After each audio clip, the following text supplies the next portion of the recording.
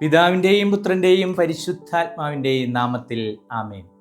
എന്നെ ശ്രവിച്ചുകൊണ്ടിരിക്കുന്ന ലോകമെമ്പാടുമുള്ള മാതാപിതാക്കളെ, സഹോദരി സഹോദരന്മാരെ, സുഹൃത്തുക്കളെ, സെൽഫ് കോൺഫിഡൻസ് ആൻഡ് ഹാർമണി, ആത്മവിശ്വാസവും യോജിപ്പും നമ്മളുടെ ആത്മവിശ്വാസത്തെ എത്രത്തോളം വളർത്തും ഉയർത്തും എന്നതിനെക്കുറിച്ചുള്ള ഒരു ചർച്ചയിലേക്കാണ് നമ്മൾ കടന്നു വരാൻ പോകുന്നത്. എല്ലാവർക്കും സ്വാഗതം. നമ്മളോട് തന്നെ നമുക്ക് രമ്യപ്പെടാനായിട്ട് സാധിക്കണം. നമുക്ക് നമ്മളോട് തന്നെ രമ്യപ്പെടാനായിട്ട് സാധിച്ചാൽ മറ്റുള്ളവരെ കാണുന്ന ആ വീക്ഷണകോൺ അതിന് വലിയ വ്യത്യാസം വരും. പലപ്പോഴും നമ്മുടെ പ്രശ്നം എന്താണ് എന്ന് ചോദിച്ചാൽ, നമുക്ക് നമ്മളോട് തന്നെ പല കാര്യങ്ങളിലും രമ്യപ്പെടാനായിട്ട് സാധിക്കുന്നില്ല എന്നാണ് ശാസ്ത്രം പറയുന്നത്.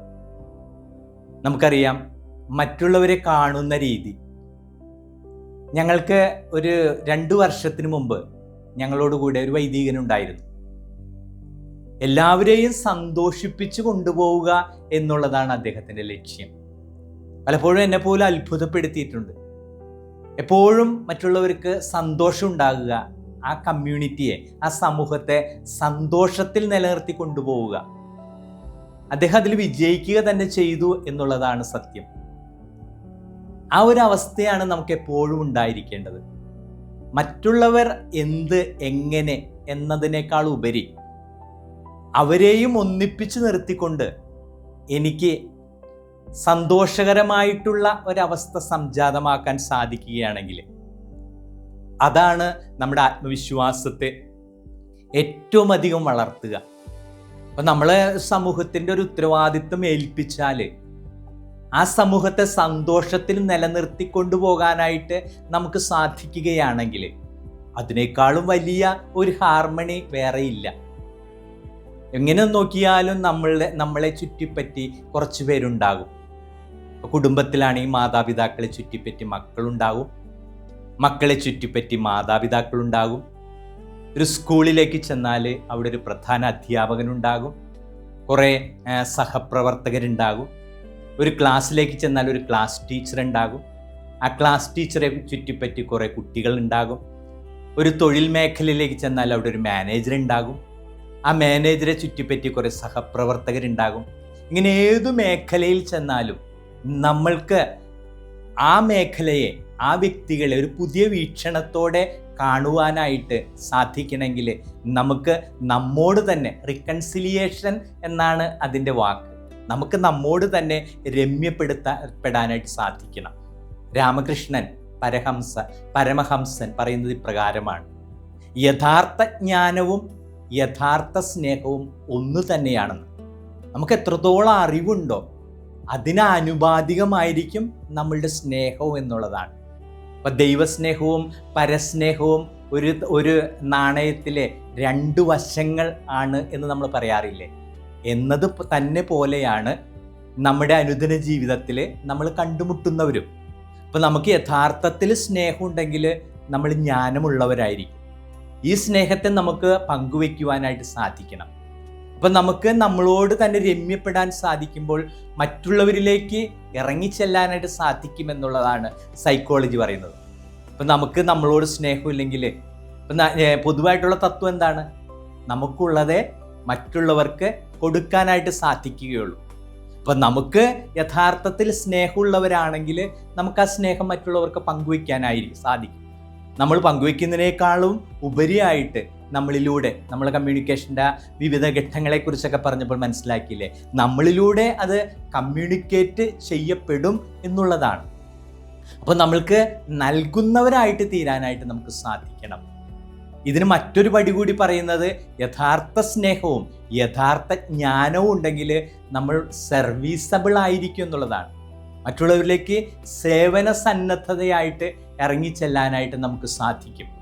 എവിടെ ദൈവമുണ്ടോ അവിടെ സ്നേഹമുണ്ട്, എവിടെ പരസ്പര സ്നേഹമുണ്ടോ അവിടെ ദൈവമുണ്ട്.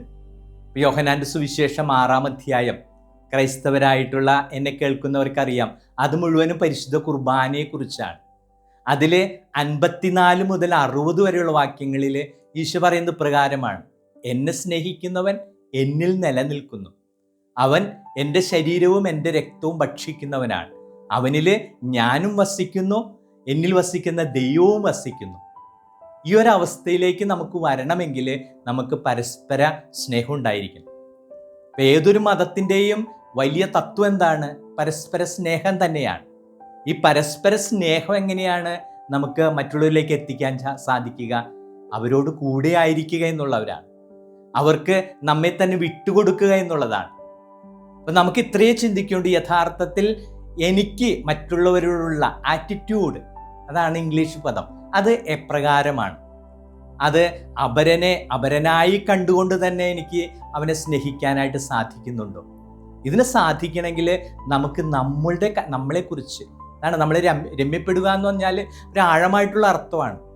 നമുക്ക് നമ്മളെ മനസ്സിലാക്കാനായിട്ട് സാധിക്കണം. നമ്മൾ മറ്റുള്ളവരുടെ ഒരു കുറവ് കണ്ട് നമ്മൾ അത്ഭുതപ്പെടുന്നുണ്ടെങ്കിൽ യഥാർത്ഥത്തിൽ നമ്മൾ നമ്മളെക്കുറിച്ച് മനസ്സിലാക്കുന്നില്ല എന്നുള്ളതാണ്. നമ്മൾ ഒരുപാട് കഴിവുകളുടെയും കുറവുകളുടെയും ആകെത്തുകയല്ലേ. അപ്പോൾ നമ്മളുടെ കഴിവുകളെക്കുറിച്ച് നമ്മൾ അഭിമാനിക്കണം, നമ്മുടെ കുറവുകളെ നമ്മൾ അതിജീവിക്കാനായിട്ട് ശ്രമിക്കണം. അപ്പോൾ എൻ്റെ ക്ലാസ്സുകളുടെയൊക്കെ എല്ലാത്തിൻ്റെയും പ്രധാന ലക്ഷ്യം അത് തന്നെയാണ്. നമുക്ക് കഴിവുകൾ ധാരാളമുണ്ട്, അത് എണ്ണമറ്റതാണ്. ഈ എണ്ണമറ്റ കഴിവുകളുള്ള നമുക്ക് അതിനനുസൃതമായിട്ടുള്ള കുറവുകളുമുണ്ട്. ഇപ്പം ഞാൻ എന്നോട് രമ്യപ്പെടുക എന്ന് പറഞ്ഞാൽ ഞാൻ എൻ്റെ കുറവുകളെ കണ്ടിട്ട് അത്ഭുതപ്പെടുന്നവനാകരുത്. എൻ്റെ കുറവുകൾ അത് എനിക്ക് അതിജീവിക്കാൻ വേണ്ടി, ഇപ്പം റോമാക്കാർക്ക് എഴുതിയ ലേഖനം 10-ാം അധ്യായം 30 വാക്യം പറയുന്നത് പോലെ, 11-ാം അധ്യായത്തിൽ 31-ാം വാക്യത്തിൽ പറയുന്നത് പോലെ നമ്മൾക്ക് കുറവുകളൊക്കെ ഉള്ളത് എന്തിനാണ്? നമ്മൾ അഹങ്കരിക്കാതിരിക്കാനാണ്. അപ്പം നമുക്ക് എളിമപ്പെടാൻ കൂടിയുള്ളൊരു അവസരമാണ്. അപ്പം ഇന്ന് സെൽഫ് കോൺഫിഡൻസ് ഹാർമണി എന്ന ഈ കൊച്ചു സബ്ജക്റ്റിലൂടെ പറയാൻ ആഗ്രഹിക്കുന്നതും അത് തന്നെയാണ്. എനിക്ക് എന്നോട് രമ്യപ്പെടാനായിട്ട് സാധിച്ചാൽ എനിക്ക് അപരനെ ഒരു പുതിയ വ്യക്തിയായിട്ട്, ഒരു പുതിയ കണ്ണുകളിലൂടെ കാണുവാനായിട്ട് സാധിക്കും. എനിക്ക് സാധിക്കും. കാരണം മനുഷ്യൻ്റെ വിൽ പവർ ഭയങ്കര ശക്തമാണ്. ഏകദേശം ഒരു 60-65 ക്ലാസ് എടുത്തപ്പോഴും ഞാൻ പറയാൻ ആഗ്രഹിച്ചതും അത് തന്നെയാണ്. നമ്മളുടെ ശ്വാസം എന്താണ്? ദൈവത്തിൻ്റെ ശ്വാസമാണ്. നമ്മുടെ ശക്തി എന്താണ്? അത് ദൈവത്തിൻ്റെ ശക്തിയാണ്. നമ്മളുടെ പ്രവർത്തനങ്ങൾ എന്താണ്? അത് ദൈവത്തിൻ്റെ പ്രവർത്തനം. അത്രയും കരുത്തുറ്റവരാണ് നമ്മളെല്ലാവരും. നമുക്ക് ശക്തിയുണ്ട്. നമ്മൾ നമ്മളെക്കുറിച്ച് മനസ്സിലാക്കുന്നില്ല എന്നുള്ളതാണ് നമ്മുടെ ആത്മവിശ്വാസം വർദ്ധിച്ചു വരാത്തതിൻ്റെ പ്രധാന കാരണം. അപ്പം നമ്മൾക്ക് ശക്തിയുണ്ട്, നമുക്ക് കഴിവുണ്ട്, നമുക്ക് കുറവുകളുമുണ്ട്. ഈ കുറവുകൾ ഓർത്ത് പശ്ചാത്തപിച്ച് ആയിരിക്കുന്നവനാണ് പലപ്പോഴും ഉയർന്നു വരാനായിട്ട് സാധിക്കാത്തത്. ഉയരങ്ങളിലായിരിക്കുന്നവർ നോക്കി, അവർക്ക് കുറവുകളില്ലേ, പോരായ്മകളില്ലേ, പരിമിതികളില്ലേ? പക്ഷെ അവരനുദിനം അതിനെ അതിജീവിക്കാൻ ശ്രമിക്കുന്നു. ഒപ്പം തങ്ങളുടെ കഴിവുകളെ വളർത്താനായിട്ട് ശ്രമിക്കുന്നു. നമുക്കുള്ളതെല്ലാം എന്തിനാണ്? നമ്മുടെ സമൂഹത്തിന് കോൺട്രിബ്യൂട്ട് ചെയ്യാനാണ്. നമ്മളെ കടന്നു പോകുമ്പോൾ നമ്മൾ മറ്റുള്ളവർ ഓർക്കണം. നമ്മൾ തീർച്ചയായിട്ടും നമ്മുടെ മാതാപിതാക്കളെ നമ്മൾ ഓർക്കുന്നു. അതുപോലെ ഇനി നമ്മൾ മാതാപിതാക്കളായിട്ട് കടന്നു പോകുമ്പോൾ നമ്മുടെ മക്കൾ നമ്മളെ ഓർക്കുന്നു.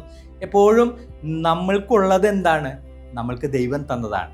അത് മാതാപിതാക്കളിലൂടെ, ഗുരുക്കന്മാരിലൂടെ, സഹോദരങ്ങളിലൂടെ, ടീച്ചേഴ്സിലൂടെ, സാഹചര്യങ്ങളിലൂടെ, സുഹൃത്തുക്കളിലൂടെ, അനുഭവങ്ങളിലൂടെ, ഇതെല്ലാം നമുക്കുള്ളതാണ്.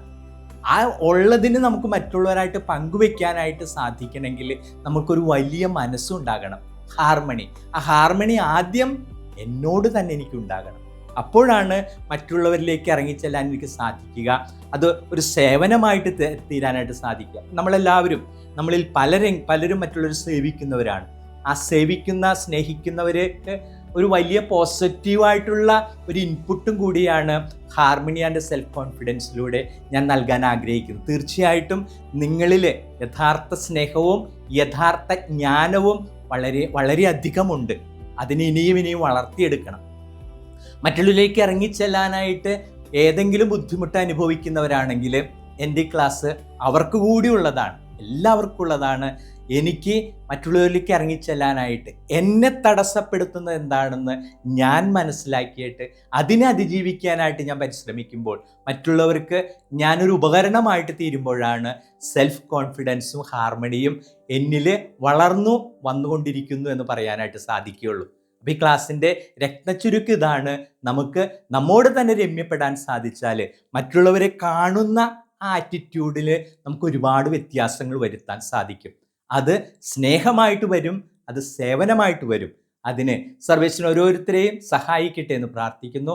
സർവശക്തനായ ദൈവം, പിതാവും പുത്രനും പരിശുദ്ധാത്മാവും നിങ്ങളെ സമൃദ്ധമായി അനുഗ്രഹിക്കട്ടെ. ആമേൻ.